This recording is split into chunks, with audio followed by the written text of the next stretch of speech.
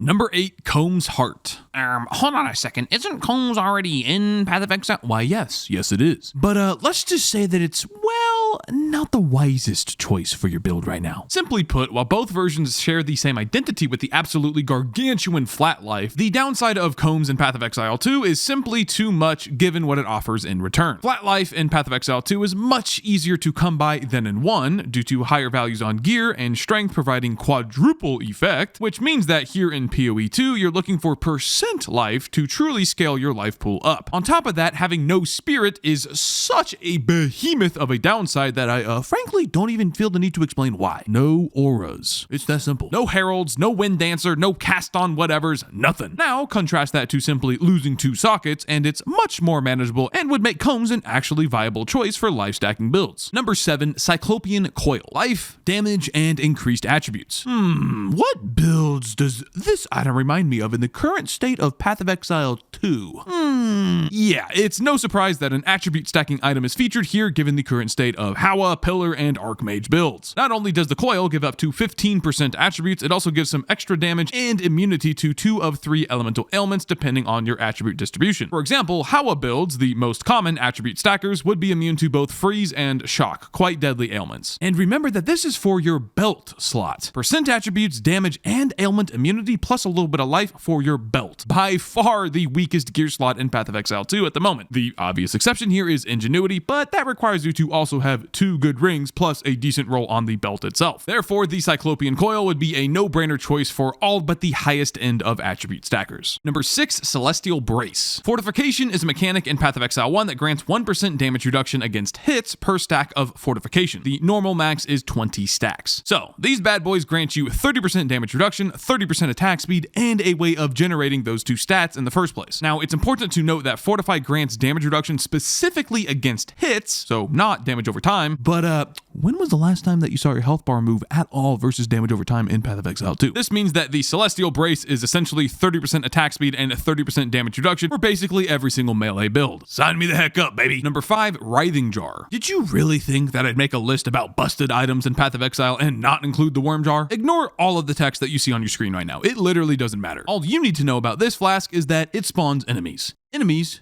that you can kill. Number 5, what? Yeah, that is it. Huh? What are you talking? What do you mean that sounds lame? Don't you dare take the name of the almighty Worm Blaster in vain, boy! Without risking this video going over the 2-hour mark, I will spare you the details and simply show you a brief montage of what this flask has been capable of in PoE's past.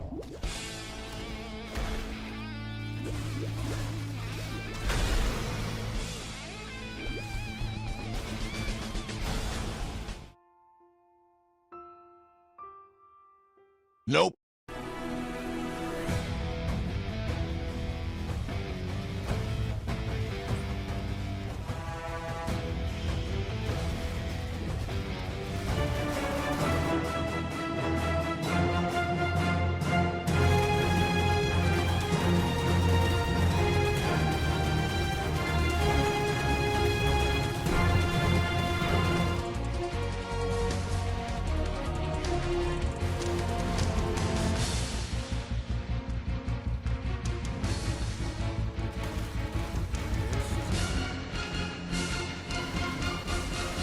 Yeah, boy. Number 4, Eternal Damnation. In PoE1, this item used to be absolutely best in slot for overall defenses, but this past league received quite the potent nerf with the maximum charges are 0 line. Now, charges in Path of Exile 1 behave much differently than in 2. In 2, the charges are generated solely for the purpose of consumption via other skills and mechanics, whereas in Path of Exile 1, their primary purpose is to provide static bonuses to your character and can also sometimes be consumed. These static bonuses are 4% additional physical and elemental damage reduction per endurance charge, and yes, this elemental damage reduction is a separate multiplier to your elemental resistances, 4% increased attack and cast speed, and 4% more damage per frenzy charge. Don't think I need to explain that one. And a nice little 50% increased crit chance per power charge. The maximum of 3 charges by default still exists, but generating said charges is nearly trivial compared to Path of Exile 2. So, long story short, charges are super strong in Path of Exile 1. If you're playing a build build that doesn't utilize them in some capacity, you're basically trolling. However, here in Path of Exile 2, they kind of suck. The idea of the new charge system is cool, don't get me wrong, but we don't currently have enough mechanics and interactions implemented to let them truly shine. However, and the reason why Eternal Damnation would be busted is the fact that the static bonuses for your character are entirely absent in Path of Exile 2. Charges are literally useless until they're consumed. Therefore, the only downside to this item is -5% all maximum resistances, which can be made up for in a plethora of ways. Chalupa monk, anybody? Number 3, Forbidden Flesh and Flame. These are two separate unique jewels who, when both socketed into your passive tree, grant you a single ascendancy node from any of the other ones of your class. Basically, in Path of Exile 2 terms, this means that you could play the Warbringer and then have hulking form from the Titan. Or, alternatively, you could play Titan and simply save the 4 ascendancy points going into hulking form and just steal the node via a Forbidden set. Now, I want you to go into Path of Building and look at all of the other ascendancy classes and choose the best node from each of them. Yep, you can now have that node given the low price of just 2 jewel sockets. GG! Number 2, Skyforth. Mana, movement speed, spirit, increased reservation efficiency of skills, and basically full stun immunity in your boot slot. Oh, and hold on, wait a second. I forgot a line. Silly me. Also,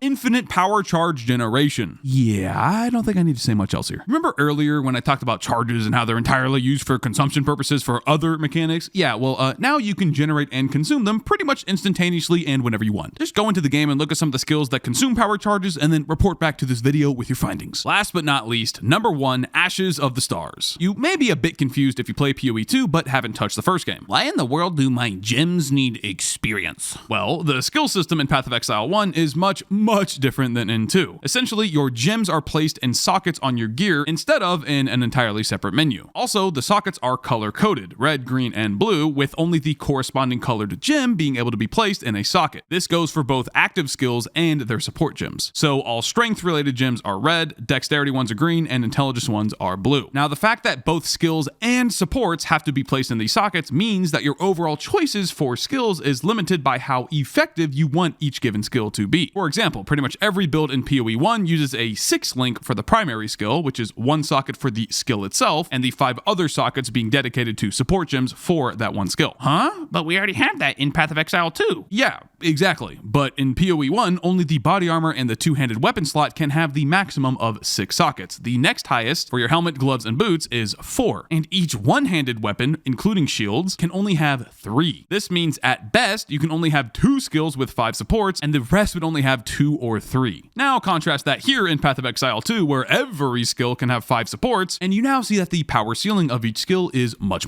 higher. So for Ashes of the Stars, the real juice from this item comes from its global quality bonus. This would obviously apply to every single one of your skills. Now you may be thinking that this is a pretty OP, right? Well, yeah, obviously. However, in Path of Exile 1, 20% quality, which is the max on a given skill, is pretty good, but it's usually nothing to write home about. Typically, I'd say it's like a 5 to 6%, but sometimes upwards of a 10, maybe 15% increase to the overall effectiveness of your build. But those are extremely rare scenarios, and usually you're only going to get that much of an increase off of your primary ability. It's not like you slap 20% quality on every single gem that you have, and all of a sudden you've increased your character's power by like 3 times. That's not how it works. But in Path of Exile 2, oh baby. Not only do we have higher effectiveness per skill given the 5 slots, but the bonuses from quality are absolutely absurd. Take Spark, for example. At 0% quality, it fires 13 projectiles at maximum level. At 20% quality, it fires 17, which is a 30% increase of effectiveness. Then you slap on a max roll Ashes of the Stars, and all of a sudden, you're now firing 23 projectiles per cast. But hold on, sure, if you look at Ashes compared to a best-in-slot rare amulet with +3 spells, cast speed, and % spell damage, it's probably a pretty close comparison. But that's only for one skill. Once you factor in the quality bonus to everything else, such as your, cast on shock, Ashes of the Stars almost assuredly then takes the cake. And remember, that's versus an absolute best-in-slot mirror amulet. Imagine Ashes versus the typical rare amulet. It's safe to say that if Ashes of the Stars existed in Path of Exile 2, it would have a complete chokehold over the amulet slot for each and every single build. If you guys would like another video like this, let me know in the comments below. Otherwise, you can check out my stream at twitch.tv/WoolieGaming. Thank you for watching, and I'll see you in the next video.